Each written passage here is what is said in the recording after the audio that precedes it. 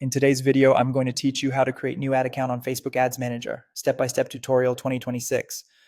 To make this smooth, make sure you already have access to Meta's Business Manager and that your profile has permission to create ad accounts.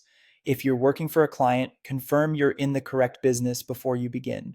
Start by opening your browser and searching for Facebook Ads Manager. From the official page, click Go to Ads Manager. If you're not signed in yet, log in with your account credentials and complete any two-factor authentication prompts. Keep your login details secure and never share them in messages or screenshots. After logging in, you'll land on the campaign's dashboard. From here, look toward the main navigation and open All Tools. The layout can update from time to time, but you're looking for business settings. Click that and you'll be taken to the admin area for your business. On the left sidebar, find Ad Accounts. This section lists any existing ad accounts tied to your business. At the top, you'll see an ad dropdown. Click it and choose Create a new ad account. This is different from requesting access to someone else's account, so be sure you select the Create option.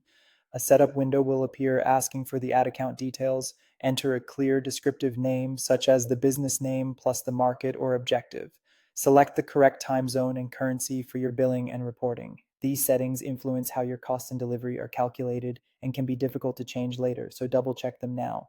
When you're ready, click Next. You'll then select the business portfolio where this ad account should live. If you manage multiple brands or clients, choose the one that owns the data and will pay for the ads. Confirm the selection and click Create to finalize the new ad account.